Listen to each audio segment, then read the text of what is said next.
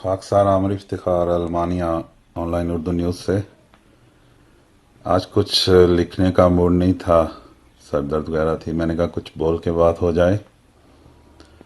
मौजू वही है जो आजकल इंडिया और चाइना की झड़पों पे चल रहा है। हर जिधर देखें उसी की बातें हैं। ये बड़े ज़गीर पे ख़ासकर खुदा का फजल है कि हर रोज़ ही नया मौजू होता है। गो के अफसोसनाक होता है लेकिन होता है।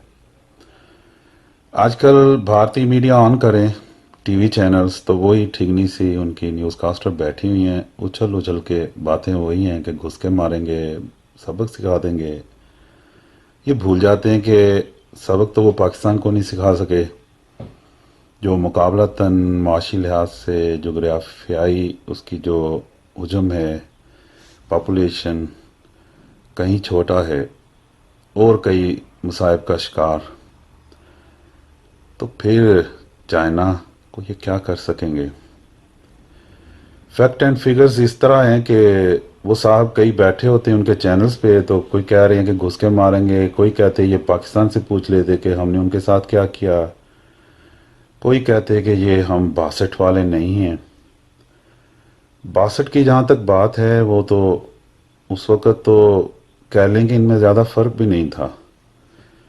ये जहाँ काम शुरू है आजकल, ये एक ऐसी प्लानिंग है जो चाइना ने खुद नहीं की, उसको मजबूरन वही पॉलिसी जो अमेरिका ने अडॉप्ट की थी। अपने मुफादात के तहफ़्फ़ुज़ के लिए वो किसी भी मुल्क की सलामती को दाव पे लगा सकता है, उसमें दाखिल हो सकता है। 20-25 ममालिक इस चीज़ के गवाह हैं कि उनके साथ इसने क्या किया। अब जो चाइना कहता है कि सरहद से एक मुल्क में तो मैं जा सकता हूँ ना, तो वो वहाँ गया है। जहाँ वो दाखिल हुआ है उससे बिल्कुल ऊपर साइड पे शुमाली इलाका जात पे जो भारत के ज़ेर इंतज़ाम है लद्दाख, और फिर उसके ऊपर जो पाकिस्तान के ज़ेर इंतज़ाम है गिलगित चित्राल वगैरह, हुंजा और ये सारे इलाके।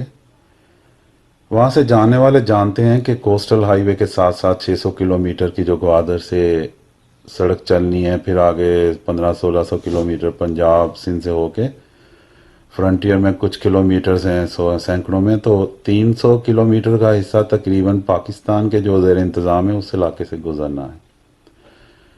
अब अमेरिका की शय पे भारत की यही कोशिश थी कि मैं उसको प्रोग्राम को ख़त्म करवाऊं।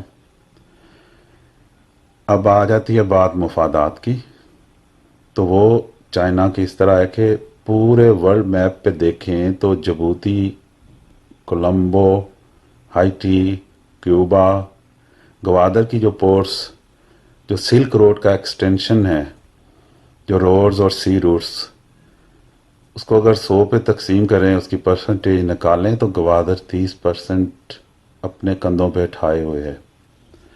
तो यह क्या चाइना के लिए काबिल कबूल है। आप बिलियंस की उसकी इन्वेस्टमेंट को भूल जाएं, वो तो 50 अरब डॉलर्स हैं जो चाइना के लिए कुछ नहीं है शायद, लेकिन जो उससे फ़ायद होने हैं वो असल बात उसकी है। और एक प्रेस्टीज का मामला होता है।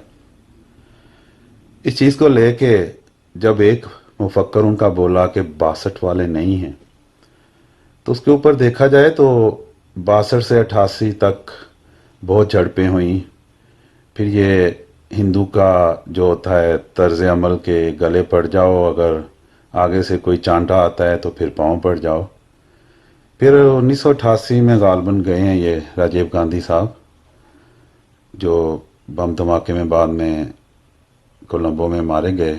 राजीव गांधी के छोटे भाई, फिर इसके संजय गांधी के बेटे, उन्होंने फिर जाके इनके पाँव पड़े कि कोई हल निकालते हैं, हम तिब्बत का दोबारा नाम नहीं लेंगे। वो बहरहाल चाइना ने उसके बाद खामोशी इख्तियार की, इनको कुछ नहीं कहा। 1988 से लेकर आज तक किस जगह पे कोई गोली नहीं चली, हत्ता कि इस बॉर्डर की निशानदेही भी नहीं है बात जगह पे। वो कर गुजरा अब जो चाइना ने किया, लेकिन 1988 में अगर वो भारत का और चाइना का मुकाबला देखें तो उस वक़्त 297 ارب کی جو اکانومی تھی سالانہ پیداوار بھارت کی، اس کے مقابلے میں چائنا کی 300 کچھ تھی، 310-15۔ بجٹ ڈیفنس پہ اگر بھارت لگا رہا تھا کچھ 10 یا $10.5 ارب، تو چائنا $11 ارب لگا رہا تھا۔ اس کے باوجود بھی جو لڑنے کا جذبہ تھا، اس کی وجہ سے چائنا ان کو رگیتتا رہا۔ اس وقت یہ مقابلہ نہیں کر سکے جب یہ ان کی نسبت تھی۔ اب جا کے 2019 کی کلوزنگ دیکھیں تو 2.3 کھرب ڈالر کی، 2.3 کی ہے چائنا کی سالانہ پیداوار۔ اگر اس کے مقابلے میں دیکھیں تو اس سے 4 گنا زیادہ ہے، 13 ٹریلین ڈالرز کی ہے چائنا کی۔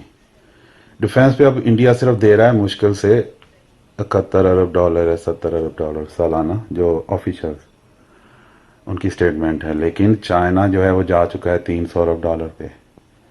اب یہ کیا مقابلہ کریں گے؟